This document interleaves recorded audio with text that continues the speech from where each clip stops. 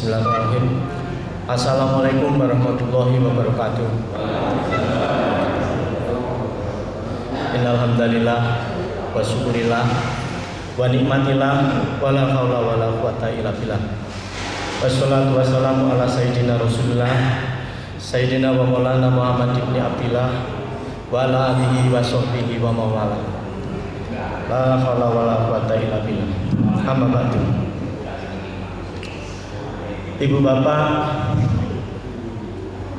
jamaah Masjid Baitul Salam yang dirahmati oleh Allah, berbahagia sekali pada pagi hari ini kita di kajian tematik akad pagi, akad pertama di bulan Ramadan 1444 Hijriah pada 26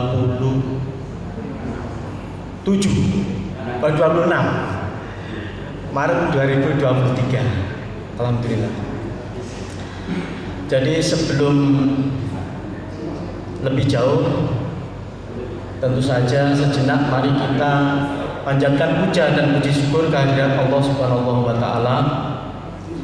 Sholawat serta salam untuk junjungan kita baginda Rasul sallallahu alaihi wasallam, Muhammad Nabi akhir zaman, yang syafaatnya sangat kita harapkan nanti di hari kiamat.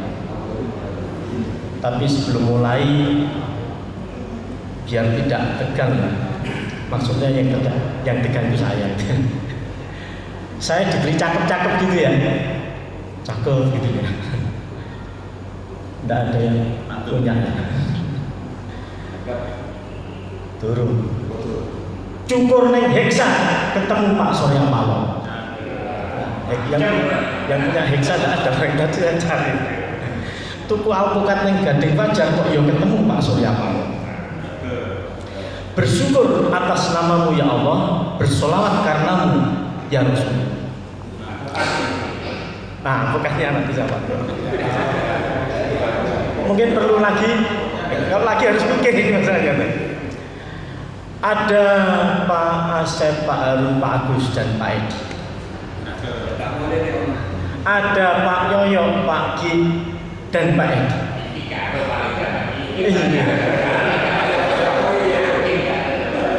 Paling enak pengajian neng MBS Mega Asri oleh roti ketan karo kopi. Sayangi pagi ini gak wani. Kira-kira gitu. Jadi monggo bersama-sama ya. Allahumma arhamna bil Qur'an waj'alhu lana imama wa nura wa hudan wa rahmah. Allahumma zakirna minhu manasina wa alimna minhu ma jahilna warhamna tilawatahu ala alaili wa atrofannahar waj'alhu lana hujjatan ya rabbal alamin. Matur suwun, terima kasih. Ben rodok penak posone mulai ini semangat dan gak kepikiran kopi tadi. Ngapunten. Jadi terima kasih saya diberi kesempatan kemarin dihubungi oleh ketua takmir, ya saya iakan aja lah gitu ya. Yang penting nanti kalau ada salah ya silakan ditubruk, dia betulin gitu ya. Memang tujuannya untuk saling tahu, saling paham. Yang penting itu kita bisa berbagi yang kita punya gitu ya. Kira-kira demikian. Dan pagi ini sedikit yang saya ketahui akan kita sharekan bareng-bareng kepada ibu bapak. Dalam perjalanan kita sebagai umat manusia itu kan harus berkarya. Baginda Rasul Shallallahu Alaihi Wasallam membagi waktunya itu dalam 3 hal, yaitu Dalam 3 itu maksudnya 1 hari dalam 3. 1 untuk beribadah, 1 untuk keluarga, dan 1 untuk bekerja. Jadi menjadi 3. Nah, dalam kaitannya dengan ini, saya akan mari kita lihat satu-satu bagaimana sih sebenarnya etos kerja di dalam Islam, atau sebagai umat Islam kita itu mestinya seperti apa etos kerja kita itu di posisi apapun, bidang apapun. Nah, tapi saya tidak akan tunjukkan satu persatu kudu ini ya, tidak.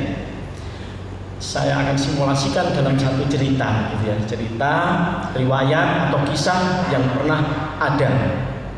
Dan nanti kita pilah-pilah kira-kira dari sana itu etos kerja itu begini gitu.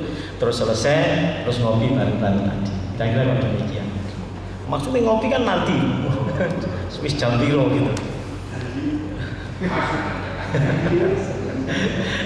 Dalam satu riwayat dikisahkan ada seorang pemuda, namanya pemuda cowok kuat-kuatnya, ganteng-ganteng ini. Lansia. Satu saat dia juga akan jadi lansia nanti. Ada kisahnya pada saat jadi lansia, cuman yang sekarang ini yang pada saat jadi pemuda dulu. Pemuda itu paling ganteng Pak di antara sahabat Rasulullah. Jadi dari semua yang ganteng-ganteng ini yang paling ganteng. Nah, yang paling ganteng, paling jejek, paling gagah. Namanya Sufyan Ats-Tsauri. Nah, ini ganteng Pak Sufyan. Jangan dibandingkan dengan saya. Satu Pak gitu ya. Nah, itu ganteng, jejek gitu ya. Nah, sayangnya Sufyan yang ganteng jejek ini, gagah itu. Ini sayangnya Bapak. Dia ini miskin, melarat. Jadi pasti tidak dilirik oleh ibu-ibu kan gitu ya. Yang dilirik itu gitu ya. Nah, itu kira-kira demikian. Padahal kalau hari-hari gini di kita di abad ini wong ganteng jejek ini pasti sugih. Yakin itu. Sebab dengan gantengnya, jejeknya, dia bisa jadi bintang iklan apapun kan. Bintang iklan rambut wis duwe, pasta gigi duwe, kan gitu. Parfum pasti sing jejek-jejek gitu kan, nggak mungkin delep kan gitu. Nah itu. Jadi Sufyan, nggak usah Pak Yoyo ya, nanti mau dipakai. Sufyan Ats-Tsauri itu ganteng, tapi sayangnya miskin. Kalau kita cerita di Indonesia ada batas garis kemiskinan, Sufyan Ats-Tsauri ini paling miskin, paling isor dewi. Nah, seperti itu. Layak untuk mendapatkan BLT, BSL, macam-macam. Nah, ternyata dia datang ke baginda Rasul terus bilang, "Ya Rasul, saya ini sudah capek. Aku iki wis kesel, sudah tidak tahan untuk menjadi kaya." Nah, ini kan gitu ya. Saya pengen kaya ya Rasul. Bantulah saya. Pelan-pelan baginda Rasul bilang, "Gini loh Sufyan, kalau bahasa kita ya, nanti jangan dipadak nih. Gak ngono bahasanya mah acur nanti gitu. Gini Sufyan, enake sebaiknya kau niki ya wis ngene iki ae Sufyan. Ngene iki gimana Rasulullah? Ya wis ngene iki ae. Lah tapi saya ini juga pengen seperti yang lain baginda Rasul, pengen jalan-jalan. Kalau sekarang kan pengen jalan-jalan, healing-healing gitu ya. Terus selfie-selfie kemana gitu. Nah, saya sudah tidak kuat ya Rasul gitu. Sufyan Ats-Tsauri orang yang sangat taat. Dia selalu menyertai baginda Rasul pada saat apapun, pas pertempuran dan sebagainya. Karena gagah kuatnya, tapi sayangi melarat itu tadi. Bahasanya kira-kira begitu. Nah, akhirnya ya wes Sufyan kayak gitu, kamu pulang nanti balik ke sini pas ada majelis pengajian habis sholat ya. Kamu bawa barang di rumahmu yang ada, salah satu aja bawa ke sini. Baik ya Rasul. Pulang dia, ngumpul ya. Setelah pulang, ketok-ketok pintu di rumahnya. Cepet deh, istrinya yang dicari. Iki lah apa maneh wong sitok bengak buangan itu biasanya gitu. Nah, buka, berikan saya barang satu aja. apa TV, apa kulkas, apa kipas angin, apa kompor, apa LPG melon, dum-duman BLT kemarin dan seperti itu. Terus istri tercinta, pas sampean ku lali to. Lali apa? Lali nek sampean iki melarat. Jadi ning omah iki gak ono apa-apa terus sapa sing digawa gitu ya. Jadi TV tidak ada, kulkas tidak ada, kompor juga tidak ada, tidak punya apapun. Terus akhirnya ciut nyali. Jadi terus apa sing tak bawa ke sana? Mikir ternyata istri tercinta itu melihat di batu tempatnya tidur di rumahnya batu itu geletak kain yang biasanya digunakan macam-macam di kalau kita sebut rumah itu. Yang ngelapi ya kuwi, yang dipakai tidur alas ya itu, wis gaya apapun itu, satu-satunya barang yang dia punya. Tentu saja ambune gak enak. Coba dicuci dulu, cuci karo apa? Jelas-jelas sudah nggak punya. Loh saya kan malu lapo berani datang ke Baginda Rasul bilang untuk jadi kaya. Ya kalau di visualisasi film-film kita enak Pak, pengen kaya, digoyang di blorong keluar kono kan visualisasi di kita gitu. Nah ini kamu ke rumah, oh ya wis isin-isinan serbetnya, kainnya sing ambune gak enak tadi dibawa oleh Sufyan Ats-Tsauri. Ternyata di situ majelis sudah ngumpul dikasihkan ini ya Rasulullah. Iki gitu ya. Iya. Ya wis nek gitu Sufyan tunggune nang kene.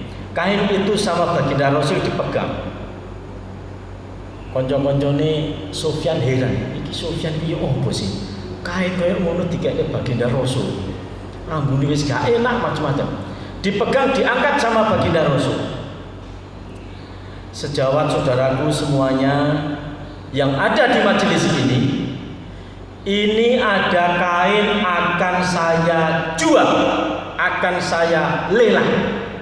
Siapa yang mau membeli dengan harga misalnya 10 juta. 10 juta. Sufyan kaget, 10 juta kain kunggur gitu. Padahal dihinakan teman-temannya. Ternyata apa yang terjadi? Sak masjid kabeh angkat tangan. Loh, kaget lagi. Semuanya serba kaget. Loh, angkat tangan kabeh. Sufyan kaget, Baginda Rasul juga kaget. Angkat tangan kabeh ngomong. Atasnya kain gak mutu gitu ya, berjanji bahasa gitu. Nah, kain apa? Sebuah jenenge apa kan? Akhirnya Baginda Rasul bingung milih dari semua majelis yang hadir di situ. Ditariklah sama ini. Piye caranya? Akhirnya karena semua angkat tangan, ini sekarang saya naikkan harganya menjadi 20 juta. Wah, 20 juta naik lagi. Sufyan diem aja 20 juta. Dan ternyata separuh yang angkat tangan di masjid itu, separuh gitu ya. Separuh 20 juta itu. Terus akhirnya Baginda Rasul mikir lagi, loh masih separuh. Saya naikkan. Kain ini saya lelang, saya jual dengan harga 40 juta. 40 juta. Tinggal 3 orang. Luk. Nah, 3 orang. Yang lain-lain ngerasani. Kain ngono harganya segitu. Nah, gitu. Karena semua memiliki pemahaman bahwa di situ ada barokahnya Rasulullah karena sudah dipegang oleh Baginda Rasul itu. Seperti itu. Jadi semua berpendapat demikian. Tinggal 3 orang dijual dengan harga 40 juta. Masih 3 orang. Semua narik nafas panjang. Baginda Rasul akhirnya kembali mengangkat kain itu dan bilang, terakhir saya hargai ini, saya jual ini, saya lelang ini dengan harga 50 juta. 50 juta. Tidak ada yang angkat tangan. Terus kemudian toleh begini, satu orang angkat tangan. Siapa? Utsman bin Affan. Utsman memang terkenal kaya kan ya. Sambil terdiam dia Utsman bin Affan. Utsman majulah. Nah, maju umroh. Utsman masih muda masih ya. Utsman kan menantunya Baginda Rasul juga. nanti itu. Nah, kamu yakin mau beli ini? Biasanya kesel gitu kan minum gitu Pak. Kamu yakin beli ini? Terus saya yakin ya baginda Rasul. Baik, kalau begitu di sini nanti yang akan beli adalah Utsman bin Affan. Sekarang juga Utsman, kamu pulang ke rumahmu, jupuen duitmu, kamu ambil uangmu. Nah, Utsman jalan pulang, tinggalkan majelis itu, pulang. Aduk, ambil uang 50 juta. Kalau sekarang gampang aja, tik, mobile banking, internet banking, EDC, macam-macam kan ya caranya. Dan tidak boleh semayan-semayanan. Duitnya gue ya Sofyan Ats-Tsauri gak iso saiki rek kan gitu, barangnya wis dilepas. Barang kain apek tadi ya, cuma gitu. Nah, akhirnya si Utsman bin Affan pulang balik bawa uang 50 juta. Disaksikan semua majelis yang ada, uangnya diberikan kepada baginda Rasul 50 juta, ditaruh akad, kainnya diberikan. Ini Utsman, kamu terima kainnya, uangnya saya terima. Dan nanti Utsman, kamu akan masuk surga naik dengan kain ini. Nah, jadi seperti itu ada kalimat pesan terakhir, kamu nanti akan masuk surga dengan kain. Divisualisasi juga kalau mungkin sekarang itu mungkin pakai permadani gitu ya, white jazz gitu. Jadi sinetron kalau di Indonesia itu masih hebat ya, jazz, lono, jazz ini gitu ya. Seperti tadi kalau pengen kaya, pengen sugih, apa tadi filmnya biasanya kan nyiblorong atau apa gitu, goyang pas koin uangnya turun gitu. Nah, seperti itu pesan. Nanti kamu akan masuk surga dengan kain itu. Kepada Sofyan Ats-Tsauri dibilang, Sofyan, ini sudah ada uang 50 juta. Harapanmu sebentar lagi mungkin terwujud. Yang ini 50 juta, Sofyan. Baik ya Rasul. 25 juta untuk memperbaiki rumahmu, memperbaiki dapur. Kalau disebut teras ya, misalnya teras gitu ya. Atau beli apa itu 25 juta. Baik ya Rasul. Yang 25 juta ini, yang 25 juta satunya lagi kamu gunakan untuk, nah ini hebatnya, berdagang. Nah, jadi di kita itu memang logis gitu ya, kudu nyambut gawe, gak iso dengan langsung ada passive income dunia gitu. Jadi kalau saya jadi ingat yang disampaikan Abah Harun yang lalu, saya suka istilah itu ya, passive income. Passive income itu dimana kita punya duit, taruh atau dimanapun kita tinggal turu aja enak, dapat uang masuk terus gitu. Nah, jadi memang kalau kita berwirausaha ada dua pilihannya kan ya. Ada investasinya real, sektor real, dodol bakso, dodol pentol, dodol soto, itu real. Satunya lagi sektor finansial, itu tadi ditabung nih, di deposito nih, dimainkan di robot trading. Robot trading. Saya singgung sedikit robot trading kalau boleh. Jadi robot trading itu kemarin ada yang tanya saya, itu robotnya sak piro? Bukan. Jadi robot trading itu bukan kita jual beli robot, bukan gitu ya. Robotnya itu ya program gini aja di situ. Jadi bukan kita beli robot terus dibeli robot, dan tidak. Kita ada program di situ, kita masuk akun di situ, istilahnya gitu, Abah Arifin ya, masuk akun di situ. Terus kita naruh uangnya di situ. Simulasi dulu pertama. Naruh berapa, terus nanti bisa dapat lebih. Dibahasakan menang. Naruh lagi, lebih menang lagi. Karena sudah menang, maka kita akan tambahkan lagi lebih besar. Ternyata kemudian kalah, panas, kalah sampai habis uangnya. Kira-kira sesederhana itu sebenarnya. Makanya karena ini robot ini dikendalikan oleh satu orang yang punya, tentu saja yang menang adalah yang punya. Nah, gampangnya gitu lah, gitu ya. Nanti lebih lanjut bisa sambil ngopi. Nah, jadi seperti itu. Kepada Sufyan Ats-Tsauri dipesani 25 untuk betulin macam-macam, 25 kamu gunakan untuk berdagang. Waktu berlalu, hari berganti. Ternyata Sufyan Ats-Tsauri memang luar biasa. Akhirnya dalam jangka waktu yang tentu saja butuh waktu, Sufyan Ats-Tsauri sudah mulai tercukupi kebutuhan-kebutuhannya, nyaman dia dan sebagainya. Tapi ada yang aneh, ketika Sufyan Ats-Tsauri sudah mulai mapan, terpenuhi semua kecukupan kebutuhannya, bahkan lebih. Sekarang penampilan Sufyan Ats-Tsauri itu malah mengenaskan. Jadi dia tidak gagah lagi, tapi badannya jadi kelihatan kurus, kering. Ini Sufyan Maria. Matanya jadi cowong atau apa istilahnya. Jadi seperti itu. Jadi tidak seperti Sufyan yang dulu yang gagah gitu ya. Nah, seperti itu. Nah, Rasulullah mulai berpikir, ini lapo ya Sufyan seperti itu. Akhirnya dipesankan setelah majelis ini, Sufyan nanti kita ketemu ya. Iya, baik ya Rasul. Terus sendirian berdua ditanya, Sufyan, kamu sekarang kok koyok ini Sufyan? Kok jadi kering begini badanmu? Tampak tidak sehat, matamu kuyu dan lain-lain. Ternyata apa jawaban Sufyan Ats-Tsauri? Banyak yang mengira Sufyan ini kalau dikisahkan seperti yang kambing itu siapa? Sa'labah ya? Nah, Sa'labah itu mulai lupa ketakwaan, ibadah dan lain-lain. Ternyata tidak. Sambil menundukkan kepala, Sufyan Ats-Tsauri bilang, ya Rasul, saya ini hampir tidak ada waktu untuk nyaman, karena saya terus berpikir dan memikirkan. Ya sekarang ini saya bisa selalu bersamamu ya Rasul. Kalau berperang saya selalu di sampingmu, menyiapkan pedang dan sebagainya. Kalau beribadah pun demikian.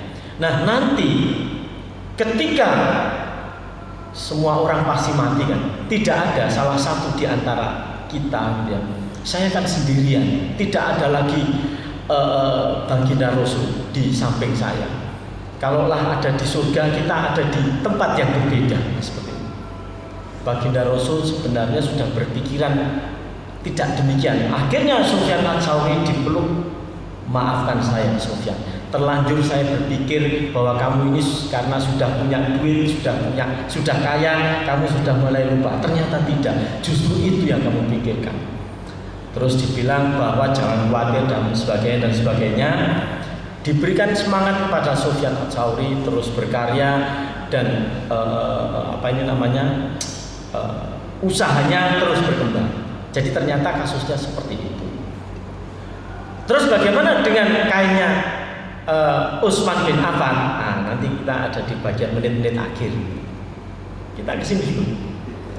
Jadi apa yang dilakukan oleh baginda Rasul itu sebenarnya sudah pesan.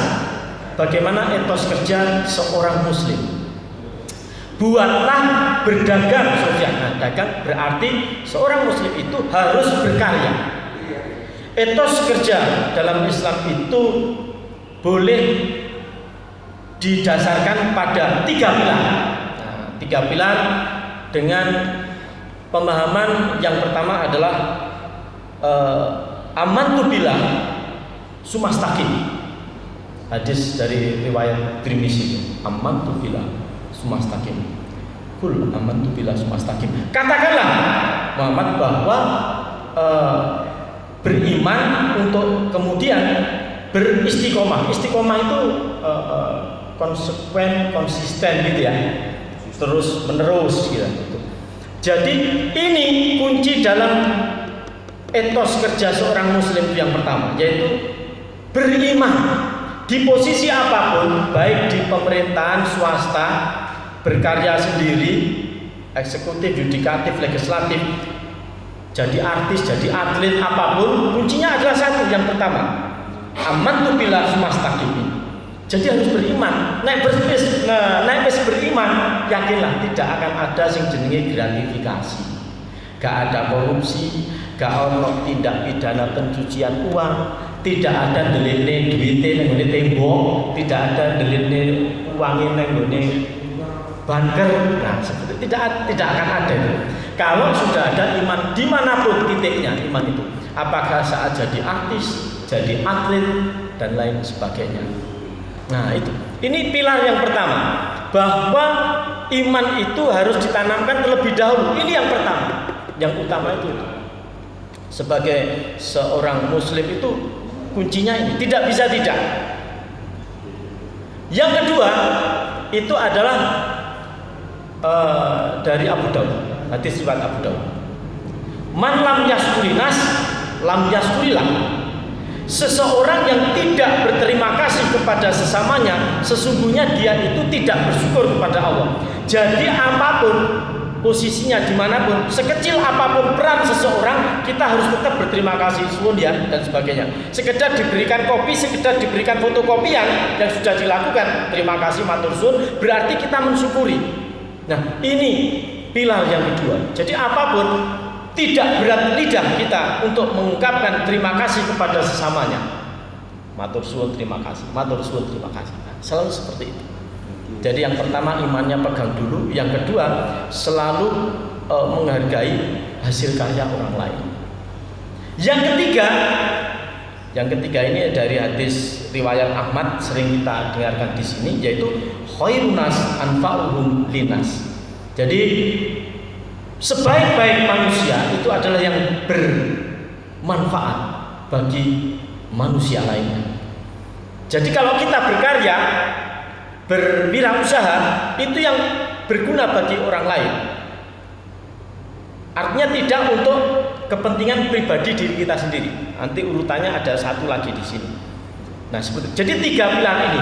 Terus dari 3 pilar ini, nah kita mesti tahu kalau kita sudah punya 3 pilar itu, apakah di pemerintahan di semua lini, mulai dari presiden, menteri, dirjen, gubernur, wali kota, bupati, camat, kelurahan, nah seperti itu ya. Itu harus semua ada di situ. Nah sekarang yang namanya berkarya, bekerja, itu satu saat kan kita bisa menjadi bosnya, ownernya, pemiliknya, bisa jadi karyawannya. Nah ini berbeda posisinya. Kalau sebagai pemilik, sebagai pak bosnya, ada 6 tuntunan yang bisa kita ikuti dari yang dilakukan oleh si Sufyan Ats-Tsauri tadi. Setelah dia berkomunikasi dengan baginda Rasul, dengan Utsman bin Affan, yaitu kalau mencari untung, yang pertama itu dengan margin sedikit saja, keuntungannya saya tapi sering. Jadi jangan keuntungannya banyak tapi sekali.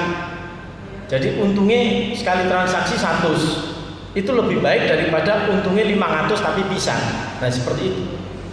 Jadi ini konsepnya. Memang di dalam kita tidak ditemukan berapa persen keuntungan harus diambil. 10%, 20%, 25%, nggak ada ketentuan itu.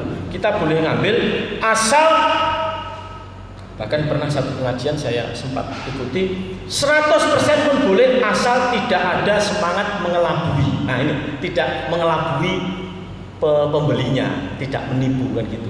Nah ini. Jadi yang pertama, kalau jadi bos tetap terapkan margin yang sedikit saja. Yang kedua, kuatkan likuiditas, artinya nek bayar kudu cash, tunai. Jadi hindari transaksi dengan kredit. Memang tidak masalah dibayar dengan hutang dan kredit, tapi akan lebih baik dalam berwirausaha itu nek dibayar cash untuk menjaga liquidnya, menjaga operasionalnya dia. Ben iso tuku rono, iso tuku rene, sebab nek kok dibayar kredit, kok kita ganti tuku, ganti kredit lagi ya, unyer-unyeran ini. Nah, seperti itu yang kedua. Yang ketiga itu adalah yang harus dijaga kalau jadi bos, integritas. Satunya kata dan perbuatan. Jadi apa yang dijanjikan barangnya yo podo seperti ini dan sebagainya. Nah ini yang ketiga. Kemudian yang keempat adalah market orientasi pasar. Jadi nek dodolan itu yang kita pertimbangkan adalah pasarnya, bukan awake dhewe. Karena kita seneng kurma, maka yang diperdagangkan kurma. Karena seneng pentol, kita dodole pentol tidak. Tapi masyarakat itu loh sing dibutuhne opo. Daerah situ yang dibutuhkan adalah misalnya beras, ya sing didol beras ya, seperti itu. Jadi ikuti pasar seperti ini. Yang kelima. Yang keenam itu adalah kualitas. Yang dijual itu hanya barang-barang berkualitas. Nek elek gak usah. Jadi kalau misalnya yang diperdagangkan itu duku, sak plastik, sak kresek, ya ojo ndure tok sing apik ngisore babak belur, tapi harus semua. Nah, ini maksudnya etos kerjanya seorang muslim nek jadi bos itu ya seperti itu. Ada 6 ini yang mesti bisa diikuti, dijadikan tuntunan kita. Nah, insya Allah semuanya bermanfaat, tidak hanya bagi diri pribadi tapi juga bagi yang lain. Nah itu, jadi itu sehingga apa yang dikaryakan, dikerjakan itu menuai keberkahan, tidak hanya menuai profit. Biasanya kalau berwirausaha itu kan profit yang dikejar-kejar, ini juga ada keberkahan. Nah sekarang bagaimana posisinya etos kerja kalau sebagai seorang muslim dia sebagai karyawan? Karyawan ini kan yang bagian pegang-pegang, jadi kongkon-kongkonan terus, rono ini harus seperti apa? Ada di situ yang harus dilakukan. Minimal dia harus punya 5 kemampuan. Minimal punya 5 kemampuan untuk satu jenis aktivitas yang dia bisa lakukan. Ada bosnya di sini, misalnya dia adalah seorang supir. Nah, supir, maka ada beberapa dimensi yang harus dimiliki oleh Pak supir ini. Satu apa? Kemampuan dasar. Kemampuan dasar itu dasarnya nyetir dia kudu iso. Jenenge supir kan. Dasar nyetir itu gimana? Ya seperti kalau pertama kursus nyetir, dasar nyetir iso maju, iso mundur. Nyetir ya. Nah, seperti itu. Itu dasar. Nah, tapi gak iso ngerem. Ini tadi benar kalimat ini. Jadi yang pertama adalah kemampuan dasar. Sing penting iso maju dhisik. Terus mundur. Dijelaskan oleh Abah Arifin tadi, gak iso ngerem. Ini adalah kemampuan internal. Nah, ada kemampuan. Artinya apa? Memahami bahwa neng kono ono kopling, bahwa di situ ada pedal rem, bahwa di situ ada handrem, spion, buka tutup, ada wiper. Nah, semua harus tahu tuh fungsinya. Lampu. Nah, seperti itu. Jadi harus tahu. Ini namanya kemampuan internal. Terus ada ketiga. Jadi tidak boleh sekedar nyetir tok, gak iso ngerem tadi kan gitu ya. Ngopo ini? Tapi kan saya bisa nyetir. Jadi kalau ditanya bisa nyetir, bisa. Itu sudah memenuhi syarat itu. Tir gitu ya, tir gitu ya. Nah, yang ketiga, skill untuk kemampuan eksternal. Pas nyetir sudah paham pedal kopling di situ, pedal rem di situ, pedal gas di situ. Yang ketiga adalah kemampuan eksternal, itu adalah tanda-tanda rambu lalu lintas. Kita harus ngerti panah kanan, panah kiri, gunung, tanjakan dan sebagainya. Nah, itu harus tahu. Ini namanya kemampuan atau dimensi yang eksternal. Jadi sudah ahli nyetir, rem gas kopling ngerti, tapi gak ngerti bahwa seperti itu dilarang masuk, tidak boleh mendahului. Nah, ini. Jadi harus paham yang seperti ini. Yang ketiga adalah yang keempat ya, kemampuan menangani permasalahan lingkungan. Kemampuan menangani permasalahan lingkungan. Nyetire wis iso, pedal gas rem wis ngerti, tanda panah dan sebagainya wis ngerti. Menangani kemampuan eksternal, kemampuan lingkungan yang keempat apa? Nek di dada, Mas, dia tetap bisa nyetir aja. Bro, bakul bakso. Jangan. Nah, ini artinya yang keempat.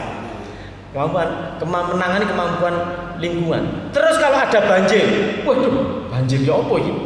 Apakah harus naik terus ke kanan, ke kiri atau mundur? Nah, ini keputusan yang keempat, harus tahu itu. Nah, ini jadi kalau etos kerja karyawan itu harus gitu, harus paham ini. Yang terakhir, sudah yang terakhir ya. Nanti kalau nggak sampai jam 5:30 gimana? Gak apa-apa ya. Yang terakhir, yang kelima itu adalah kemampuan untuk mentransferkan skillnya, keterampilannya. Kon sopir, ya sopir, iso nyetir, iso. manual, ya. Ketika dia diberi bosnya mobil matic tetap iso. Nah, ini. Jadi lengkap sudah 5 dimensi itu. Dia bisa kuasai.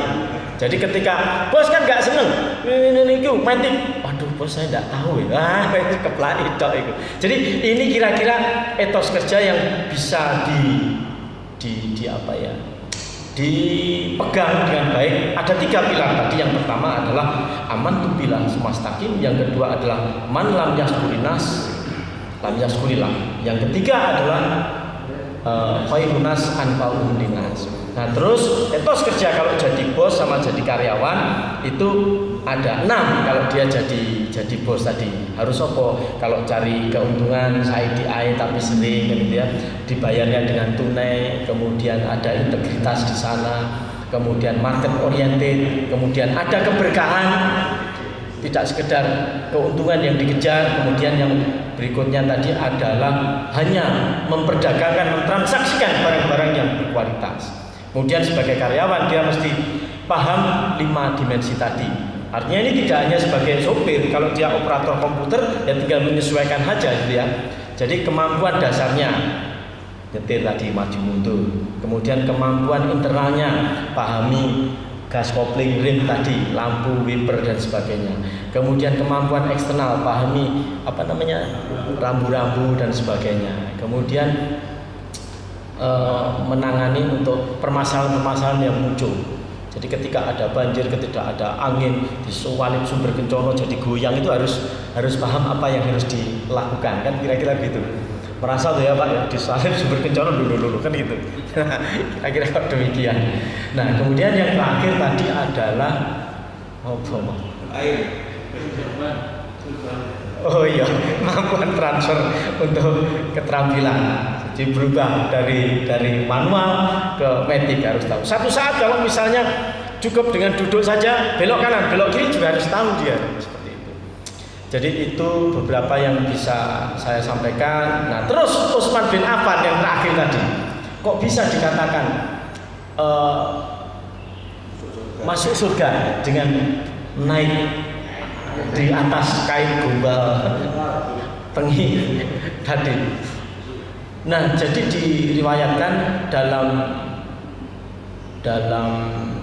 kekhalifahan Utsman bin Affan. Nah, setelah jadi khalifah ya dia, itu Utsman ini mendapatkan fitnah macam-macam. Biasanya kalau jadi pemimpin kan musuhnya banyak, dia dimusuhi banyak pihak ya. Jadi ketua RW tidak tahu kira-kira dimusuhi atau tidak. Nah itu, atau dilulukan terus hidup gitu.